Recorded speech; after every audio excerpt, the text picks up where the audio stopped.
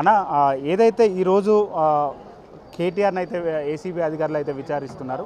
ఒకవైపు కాంగ్రెస్ పార్టీకి సంబంధించినటువంటి నాయకులు గతంలో ఏదైతే కాంగ్రెస్ సంబంధించినటువంటి ముఖ్య నాయకులు భారీ అవినీతి చేశారు. బీఆర్ఎస్ పార్టీకి సంబంధించినటువంటి నాయకులు, మంత్రివర్గము, అలానే కార్పొరేషన్ల దగ్గర నుంచి కూడా అవినీతి జరిగింది, అందరినీ విచారిస్తాం, తప్పకుండా జైలుకు పంపిస్తామని చెప్పేసి కూడా కొన్ని వాదనలు అయితే వినిపిస్తున్నాయి. దానిపైన మీ అభిప్రాయం ఏంటి? ఏడాదిన్నరగా పాడిందే పాటగా ఇదే మాట చెప్తున్నారు అధికార పార్టీ నాయకులందరూ కూడా. ఎక్కడెక్కడ అవినీతి జరిగింది అనేది స్పష్టమైన ఆధారాలు ముంగడబెట్టి మాట్లాడాలి. ఈరోజు వాళ్ళు ఇక్కడ ఆరోపిస్తున్నట్టు కేటీఆర్ గారికి ఈ ఏసీబీ నోటీసులు ఇచ్చింది.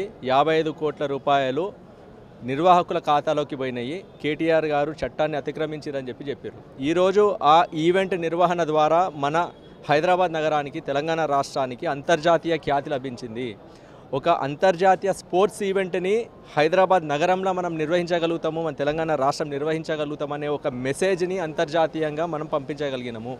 కేటీఆర్ గారు నిర్వహించినటువంటి ఈ ఈవెంట్ ద్వారా Nielsen sports survey analysis survey వాళ్ళు ఇచ్చినటువంటి నివేదిక ప్రకారము వివిధ మార్గాల ద్వారా 700 కోట్ల ఆదాయం మన రాష్ట్రానికి చేకూరింది.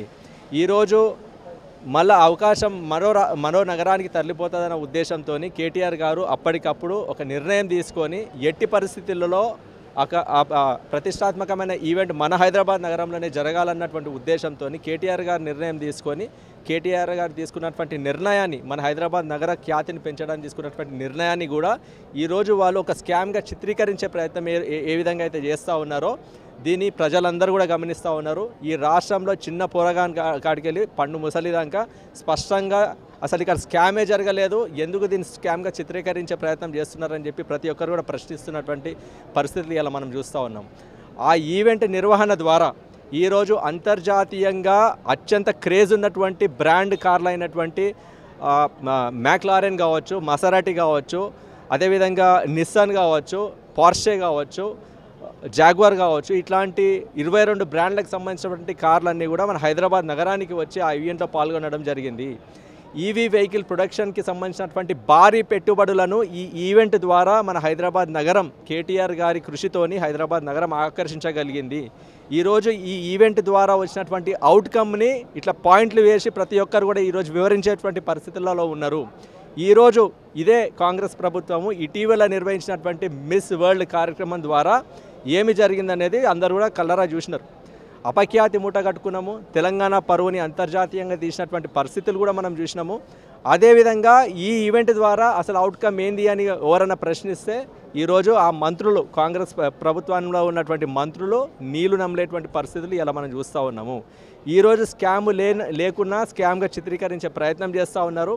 స్పష్టంగా అందరు కూడా అర్థమవుతూ ఉన్నది, గత ఏడాదిన్నర కాలంలో అసలు అమలు కానటువంటి హామీలు ఇచ్చి, అమలు చేయలేనటువంటి పరిస్థితులలో ఉన్నటువంటి హామీలు ఇచ్చి 6 గ్యారంటీలు అని చెప్పి 400 సంఖ్యలో ఉన్నటువంటి హామీలు అని చెప్పి అధికారంలోకి వచ్చినటువంటి కాంగ్రెస్ ప్రభుత్వం, కాంగ్రెస్ పార్టీ ఈరోజు అవి అమలు చేయలేనటువంటి పక్షంలో ప్రజల ముందు కేటీఆర్ గారు ప్రజాక్షేత్రంలోనే ఎప్పటికప్పుడు వాళ్ళు ఎండగడతా ఉన్నారు. ఈరోజు ప్రజల ముందు వాళ్ళని దోషులుగా నిలబెడుతున్నటువంటి పరిస్థితులలో ప్రజల దృష్టి మరల్చడానికి ఈరోజు చేస్తున్నటువంటి డైవర్జన్ టాక్టిక్సే ఈ ఏసీబీ నోటీసులు.